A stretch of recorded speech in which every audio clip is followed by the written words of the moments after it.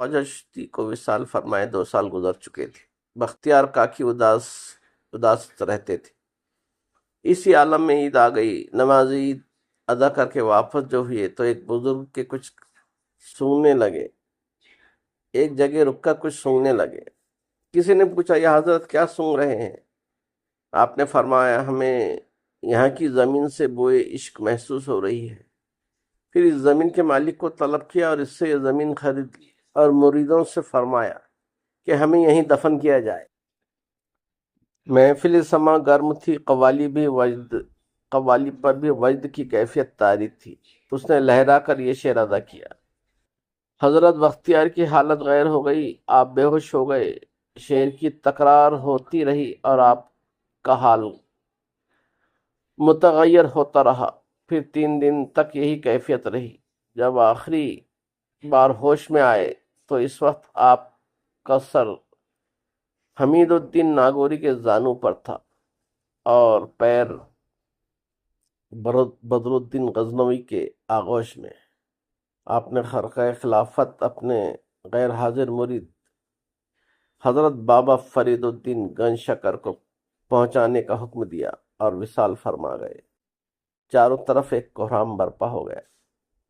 جب آپ کا جسد مبارک نماز کے لیے سامنے رکھا گیا تو خواجہ ابو سعید نامی ایک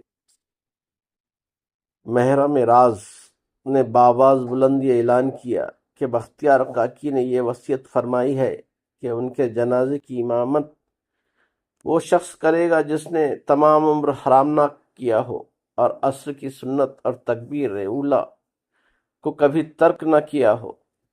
یہ ایسا اعلان تھا جس نے سب کو گونگا کر دیا۔ بڑے بڑے بزرگ اور شیوخ موجود تھے، لیکن ان میں ایک بھی ایسا نہ تھا جو حضرت بختیار کاکی کی شرط وصیت پر پورا اترتا ہو۔ پھر ایک شخص مجمع سے علیحدہ ہو گیا اور آہستہ آہستہ بوجھل قدموں سے چل کر جنازے کے سامنے کھڑا ہو گیا۔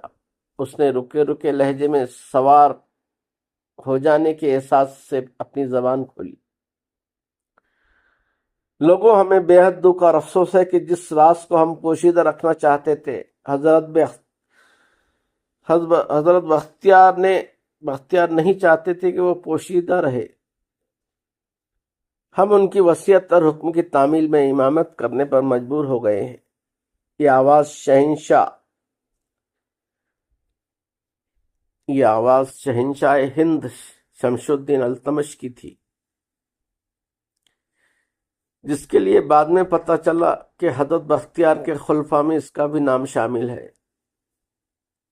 دہلی کی جامع مسجد سے تقریباً 11 میل دور قصبہ مہر ولی میں حضرت بختیار آرام فرما ہیں، اور ان کی وجہ سے لوگ اس جگہ کو قطب صاحب کہتے ہیں۔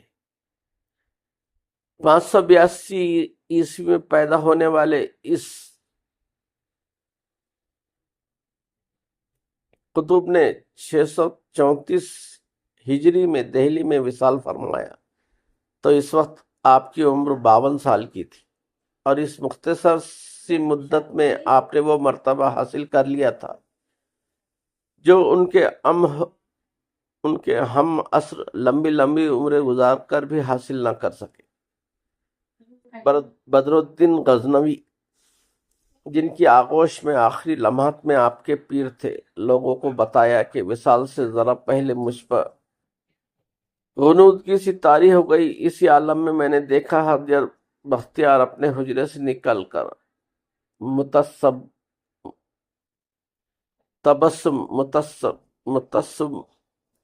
متبسم آسمان کی طرف محو پرواز ہے۔ جب ہم دونوں کی نظریں ملی تو انہوں نے فرمایا: بدر الدین،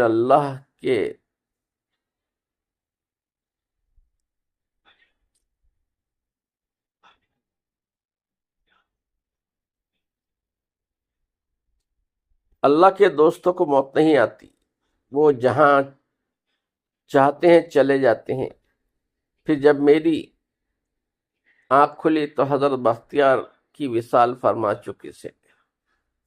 ویڈیو پسند آئے تو لائک، شیئر اور سبسکرائب کریں۔ یہیں ہم نے حضرت بختیار کاکی کا زندگی کا احوال ختم کرتے ہیں۔ تب تک کے لیے اجازت دیے، اگلے ویڈیو میں ملتے ہیں۔